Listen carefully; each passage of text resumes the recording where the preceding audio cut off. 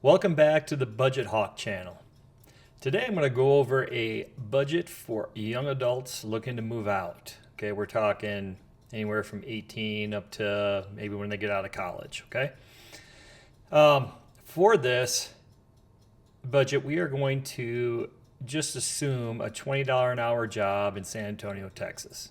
Okay, so with that, let me go over here to the income is going to be 2,942. That's full time at $20 an hour. That's going to be the take home. It's an estimate. I kind of did the taxes, took the federal and Social Security and Medicare taxes out of that too. Okay, so that's going to be an estimate, about $2,942. Okay, so when we're doing a budget, we need to do some things first. Okay, we got to know our income, which we do, and we have to look at categories that all of our money is going to get put into. So here, under the expenses, I listed in this box. There's going to be, these are the need to survive and work. Okay, like you need electric, you need water, you need a phone, you need internet, you need car insurance, you need food, and you need to fuel your car. This is to get to work, and this is just basic to survive. Okay, and then down here we have everything else. Okay, and I tried to list as many as I come up with. If you have other ones, you can put them in here. But I got eating out, spending money, clothing, haircuts, manicures, gifts, vacations, kids sports, car repairs, subscriptions, supplements, doctor's visits, co-pays, gym memberships, car registration, that's usually yearly, life insurance. Okay, so with this example, we're going to start divvying out this $2,942. So over here in the 30% income, so the recommend your housing, it should only be 30% of your income. Okay, so that equals to 882. Well, let me get my glasses on here.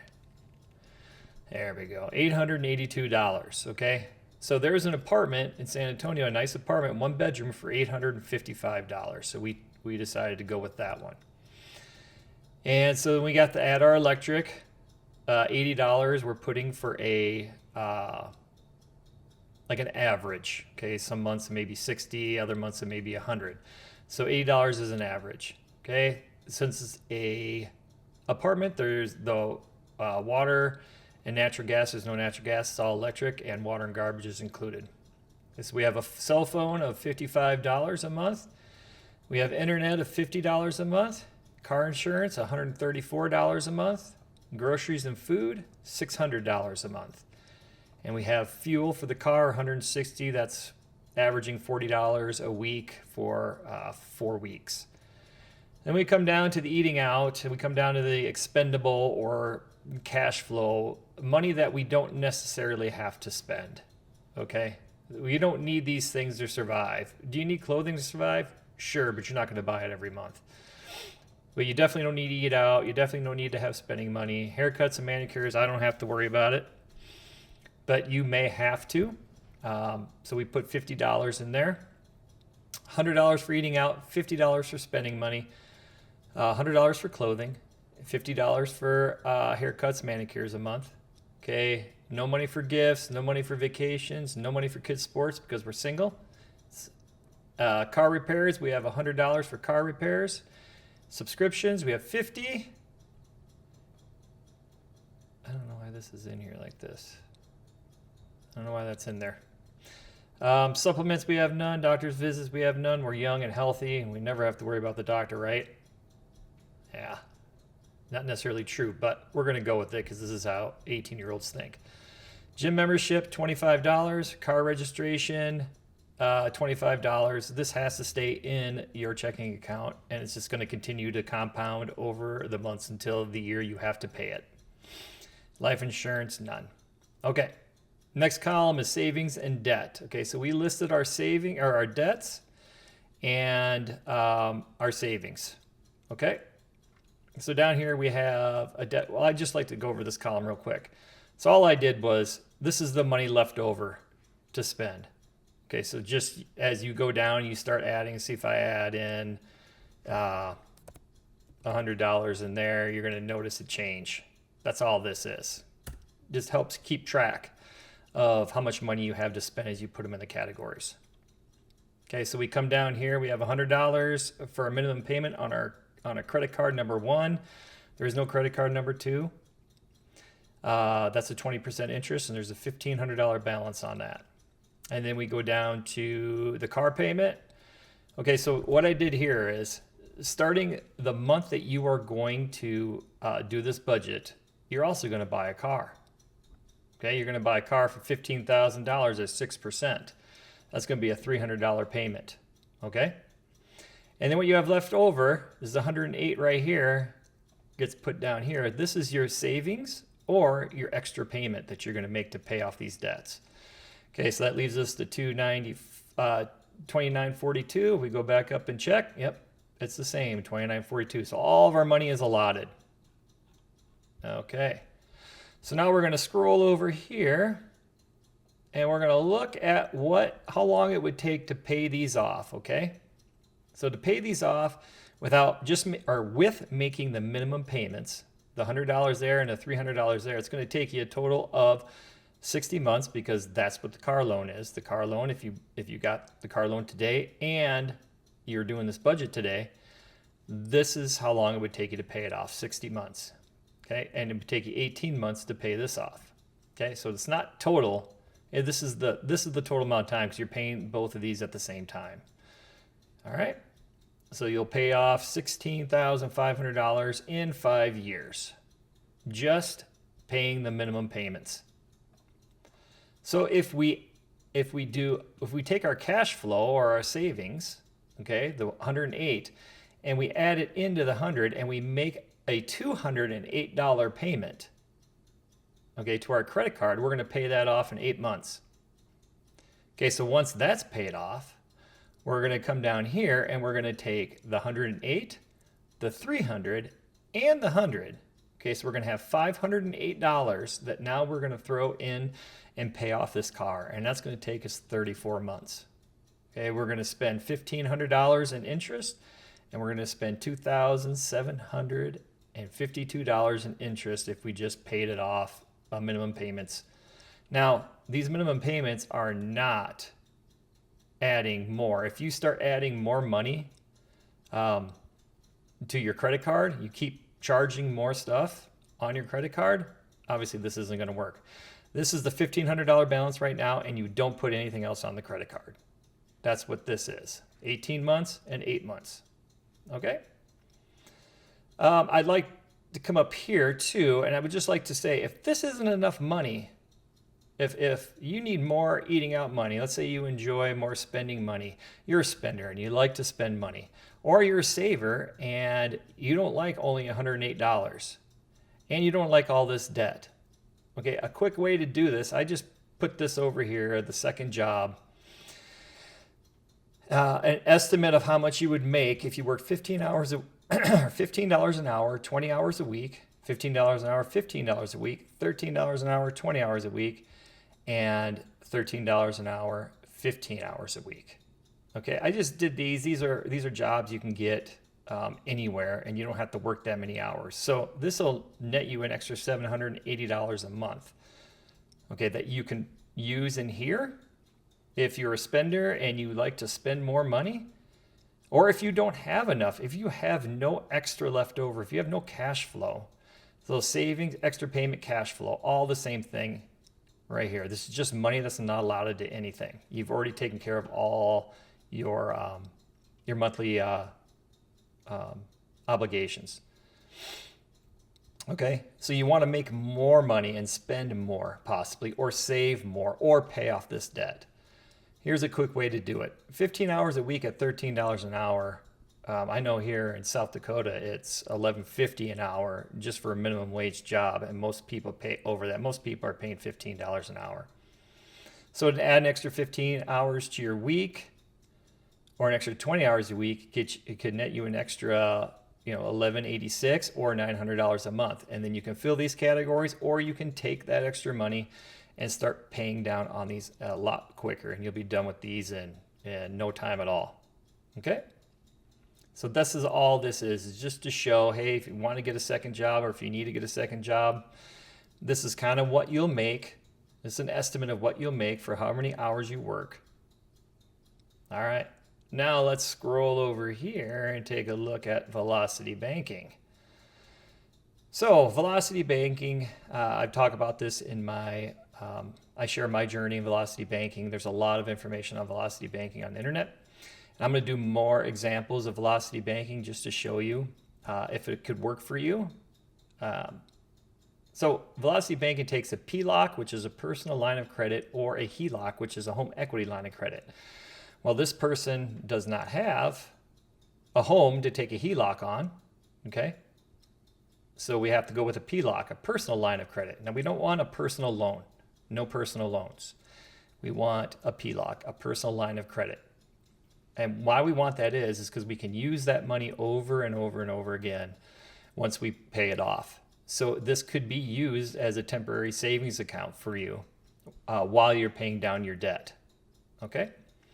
So this person gets a $20,000 PLOC. Okay, here we have the income and we have expenses. Okay, so what they're going to do is they're going to roll all of it. They're going to take the car. Let me go back over.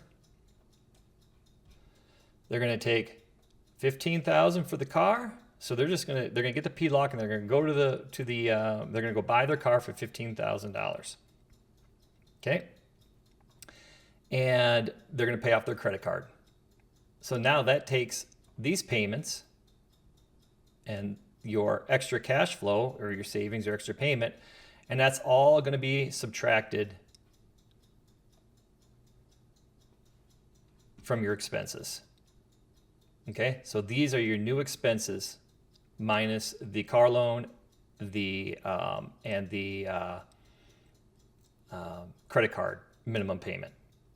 Okay, so it's $16,500 that you're throwing. I did that wrong, didn't I? Nope, I didn't. So $15,000 car. All right, so $16,500. Okay, you're going to put your income in whenever you get it into the PLOC. Okay, every time you get any kind of payment at all, you're going to throw that in the PLOC. Okay, you're not going to keep any money in your checking account. Maybe a couple dollars if you have to keep money in there to keep the account. Okay, you're going to pull your expenses out throughout the month from the PLOC. You're going to put it in your checking account, and then you're going to pay your expenses from your checking account. And every time you get paid again, you're going to throw it over. So most people don't get paid once a month. I just did this for simplicity. They get paid twice a month. So this will go in on the 1st and the 15th. So half of $29.42 will go in on the 1st, half of $29, the other half will go in on the 15th. Or if you get paid every 2 weeks, or if you get paid every week, you're just going to throw the income whenever you get in your checking account. You're going to put it in the PLOC. You're going to pull your expenses out when you need to pay them. Now, the longer you can hold off on paying your expenses, the lower interest you're going to pay. Okay. By the way, this is 11% interest on this loan. Okay. You had a 6 and you had 6% on the car loan and 20% on the credit card. Okay. Now I'm going to try to explain this to you the best I can here. Okay. So once the expenses come out and the interest is paid, now you have $16,000 you owe on this. It's going to roll over to the next month, month 2. You're going to do the same thing over and over again. Put your income in from your checking into the PLOC, take your expenses out when it comes time to pay them, and put them in your checking account and pay your bills. So as we come down here, we're going to notice, keep coming down, all the way down, all the way down. Okay, there comes a point to where you have more income than you owe, okay? Than you owe on the PLOC. So what's going to happen there? I put it over here. You're just going to pay the, with your income, you're going to pay off the PLOC, okay? And you're going to keep the 137. In this case, it'll be 137.93 in your checking account and not spend it. Please don't spend it. Okay, you're going to pay this back once. Okay, so once you take your expenses out at the end of the month, you are going to add this money back in. Okay, you're going to pay. You're going to take it from your checking. You're going to put it into your PLOC. Okay, that brings your balance to 2004. Oh no, I'm sorry. It'll bring your balance down to $2,308. Okay, that on month 34, you're going to do the same thing. You're going to pay 2308 on the PLOC. You're going to take your expenses out. At the end of the month, you're going to drop the $633. That's the leftover from the paying off the PLOC and your income. Okay.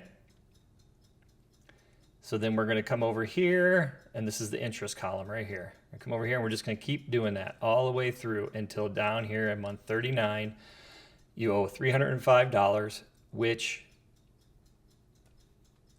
this right here, all of your extra money can pay that off, and you can start at this point on, you can start just using your checking account again. Or you can, if you get, like say if you take a vacation in here somewhere, $2,000 vacation somewhere in here, and you just take the money from here and you'll just continue to pay down on it. Okay? So that interest is $2,607 is what you're paying. Now let's look at these. $2,600. Let me get this up to where hopefully we can see both. So $2,752 in interest you're going to pay, just making the minimum monthly payments, 60 months, 39 months. But over here, this is where velocity banking, in my estimations, will not help you. It would be better just to take the extra money that you have and put it towards your debts. And you'll be paid 42 months. Yeah, you're only getting 3 months here, but you're paying an extra, $1,100 a month extra, or $1,100 total in interest. That's because this is a 6% loan. Okay. Well, it wouldn't be a 6% loan at this point. It would be 11% because you use this money to buy it. So it would be better off to get a 6% loan and pay down that $15,000. You'd be done in 42 months with everything, with less interest paid. Okay. So I hope that made sense to you. What I really wanted to concentrate on was the budget part of showing you guys how to do a budget, how to take what you make, divvy it out into categories. And then in these categories, once this money is gone, let's say within, by the 15th of the month, you've already spent $100 in eating out. Well, guess what? From the 15th to the 1st of the next month, you can't eat out anymore. So it helps us to limit ourselves. Look, with budgeting, you have to be disciplined. I mean, I can imagine, and I've been in this position before too, is the lack of discipline is the reason why we're in debt. Is because we're not disciplined. Number one, or number two, we have no idea where our money's going. And budgeting is a way to figure out where your money's going, and so that you are able to manage it and spend accordingly to what you have. And that is what takes the discipline. So I hope that helped. Thank you. Have a good day.